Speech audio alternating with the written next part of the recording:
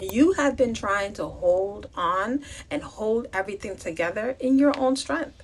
And let me tell you something, that is so exhausting and that doesn't work. Hey guys, welcome to my YouTube channel. It is your girl Khash, founder of Restored by Khash. If you're new here, welcome. I'm so glad that you found this channel. This is a space for healing, restoration, and real conversations rooted in faith. Amen. If you have not already, please subscribe, like this video, and share it with someone who you think needs to see this message. Okay, it truly helps the channel grow and it gets the messages to the women who need it the most. Now let's hop right into this teaching. Girl, let me tell you something. This one is for the woman who is on the brink of separation and on the brink of divorce, on the brink of walking away from everything that you've built in your marriage. And before you make that decision, I need you to hear this first, right? The very first thing you have to do before anything is surrender that marriage. Surrender that marriage to God. Not just pray about it casually and not just like mention it at the end of your prayer list, but mean it. Like fully surrender it. Lay it at his feet and say, God, I cannot fix this on my own. I do not have the wisdom for this. I do not have the strength for this. This marriage is yours. Because here's the truth. You have been trying to hold on and hold everything together in your own strength.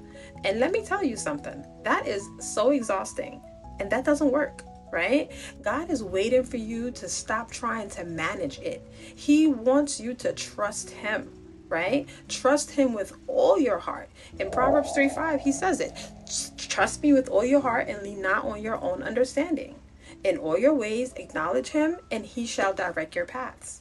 Amen. So step one is simple, but it's not easy, right? So the first step is to let go and let God, right? Step two is nobody wants to do this. It's hard, but take a look in the mirror, right? Because when a marriage is struggling, it's so easy for you to focus on all the wrongs, everything that your husband has been doing, right? Everything that they need to change, right? As opposed to you. But God is asking you something different in this season. He's asking, what about you? What is it in you that keeps bringing you to the same prayer, right? You keep showing the same thing, asking God for the same thing, but you have not done anything differently. Because if you keep praying the same prayer, right, and doing the same things and nothing is changing, maybe God is waiting on you. Maybe he's waiting on you to change. Maybe he's showing you a pattern within yourself. Maybe it's a habit. Maybe it's something that you are contributing to the breakdown of. Who knows? But until you address that, the marriage cannot move forward. So look in the mirror, honestly, not to condemn yourself, right? Because that's of the devil, right? But to ask God, because you want the conviction, to ask God, what do you need me to see right now? And then be brave enough to sit with that response, right? Step 3 is humility. I cannot stress this enough. Marriage requires humility. It requires you to lay your pride down over and over and over again. This is a daily practice, right? So if you're on the verge of losing your marriage, this is not the time for you to be stuck in pride. This is not the time to try to win an argument. This is not the time to, be full of yourself. It is a time for you to be humble, right? Like in James 4:10, it says, humble yourself before the Lord and he will lift you up. Because here is what I know. God cannot work in a marriage that is full of pride. Pride will block the very thing you are praying for. It keeps you stuck. It keeps you in cycles. It keeps you from having conversations that could actually save your marriage. So check your pride at the door. Be willing to say, I was wrong. I'm sorry. Be willing to say, I want to do better, right? Because humility is not you showing signs of weakness. It is not. The world normalizes that. Humility is the door that God walks through, right? So step 4 is what I call a posture check, right? What that means is, how are you showing up in this marriage right now? Are you showing up angry? Are you showing up with resentment? Are you showing up closed off and guarded? Or are you showing up with the heart that is open to God moving? Because your posture, it matters. The way you walk into that house every day matters. The energy you carry into your bedroom matters, right? The words you speak over that marriage matters.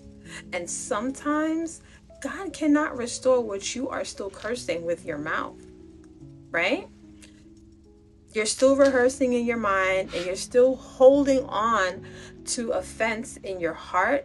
You have to do the posture check, right? And position yourself to receive everything that you are praying for, right? Are you showing up in a way that invites God into your marriage? Or are you standing in the way of your own breakthrough? Step 5 is stop trying to do this alone. Marriage counseling is not a sign that your marriage failed. It's actually a very positive, and it's a sign that you have wisdom to go out and seek help. It's a sign that you love your marriage enough to get the help that is needed.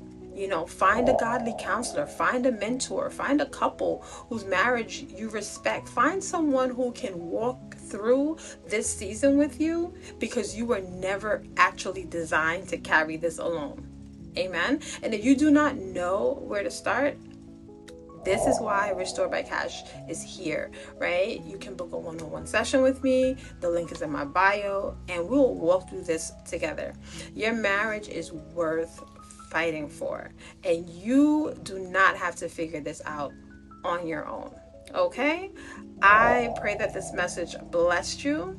If it did, I'm asking you to please do not keep it to yourself. Share this message with a friend, a sister, a wife, or anyone you know who needs to hear this. Do not forget to subscribe to my channel if you haven't done so already, and leave me a comment below. Let's talk about it. Let's have conversation in the comments. Let's talk about what's happening in your marriage, and if you've experienced this type of stuff in your marriage. I would love to hear about it, okay? And especially if this message hit and it landed, comment. Let's go. Let's grow. So until next time, it's your girl Khash. Take care of yourself, and remember, restoration looks good on you. Take care. Bye-bye.